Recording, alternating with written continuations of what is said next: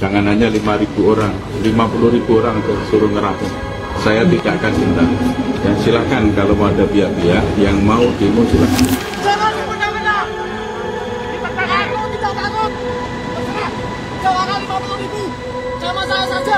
Kamu itu yang bayar itu masyarakat. Kamu itu yang bayar itu masyarakat.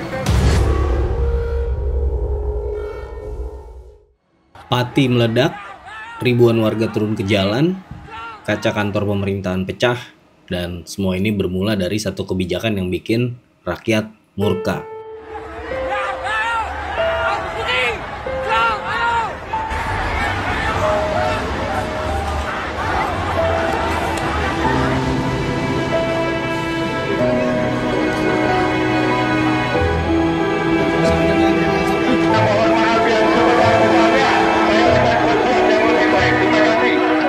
Pati, kota di pesisir utara Jawa Tengah yang biasanya dikenal tenang, tiba-tiba jadi sorotan nasional. Bukan karena pesta rakyat, bukan pula karena prestasi olahraga, tapi karena amarah warga yang sudah memuncak. Hari ini, ribuan orang memenuhi kantor bupati. Teriakan menggema, spanduk berkibar, dan botol-botol air mineral yang melayang ke udara. Semua gara-gara kenaikan pajak bumi dan bangunan hingga 250%. Sadewa asu, Sadewa. Nantang warga dilayani nggak berani.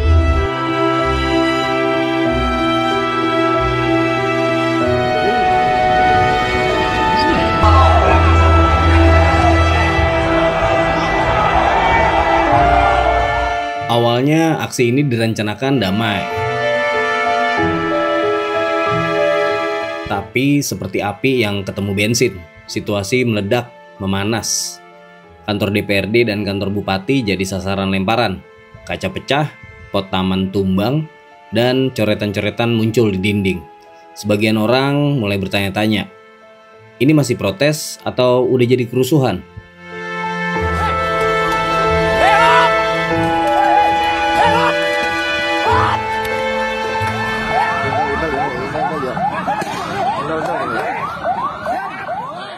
...34 orang luka, 7 diantaranya polisi, sisanya warga.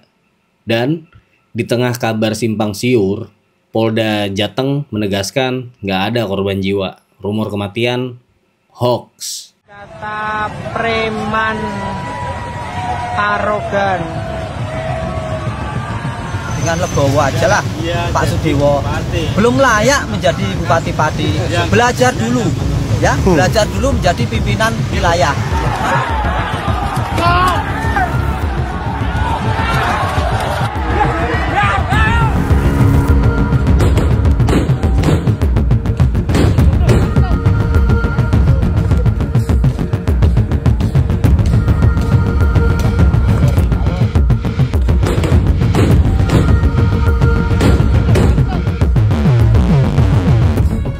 Di luar gedung, warga masih bertahan.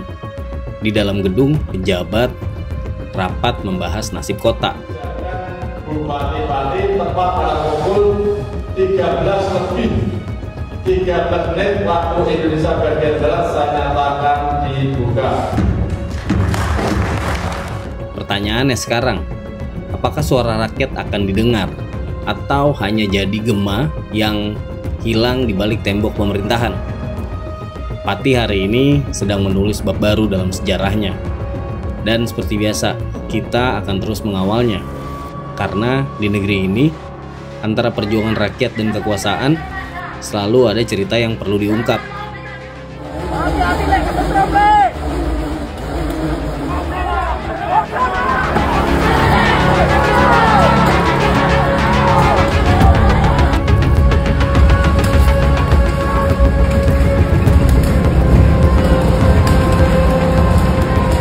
Bupati Sudewo muncul bukan di panggung terbuka, tapi di atas mobil taktis polisi.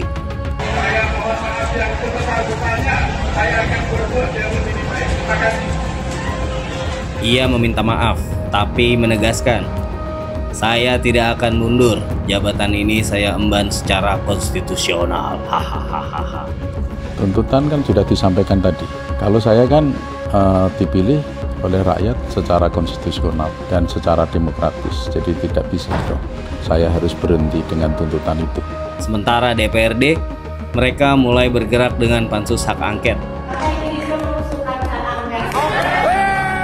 Langkah politik yang bisa berujung ke Mahkamah Agung jika ada pelanggaran.